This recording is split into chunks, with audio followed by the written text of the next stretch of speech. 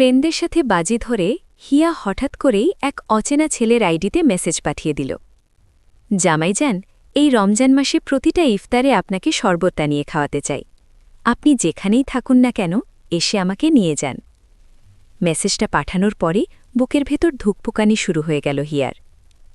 আসলে প্রাইভেট ক্লাসে স্যার দেরি করছিলেন। সবাই বসে সময় কাটানোর জন্য ট্রুথ অর ডেয়ার খেলছিল। হিয়া ভুল করে ডেয়ার নিয়ে ফেলেছিল।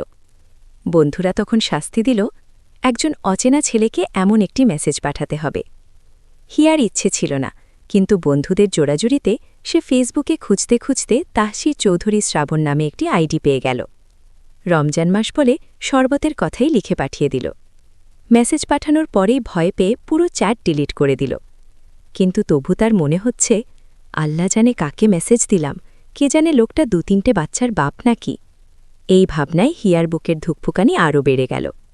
অন্যদিকে তারাবির নামাজ শেষ করে শ্রাবণ ল্যাপটপে বসে তার কোম্পানির কিছু গুরুত্বপূর্ণ ডকুমেন্ট দেখছিল।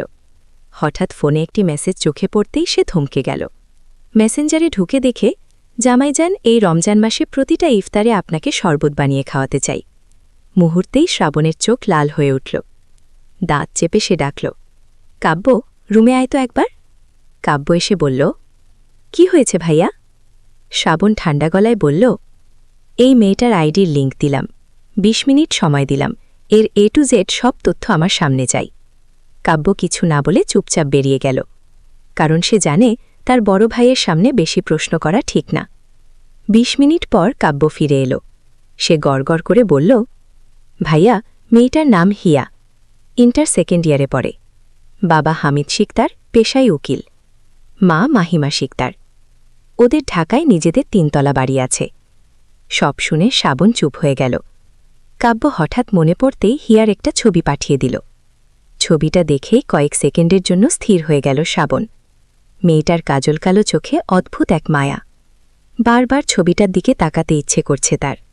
হঠাৎ শ্রাবণ বলল, কাব্য, ব্যাগ গুছিয়ে রাখ, কালকে একটা জায়গায় যাব।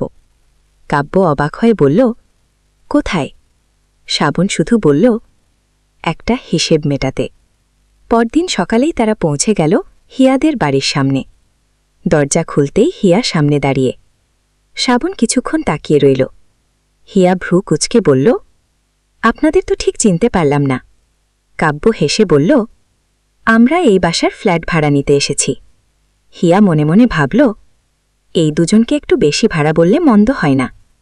হাসি মুখে বলল, আসুন, ভিতরে আসুন। কিন্তু সে জানে না এই ছেলেটাই সেই জামাইজান, যাকে সে মজা করে মেসেজ দিয়েছিল।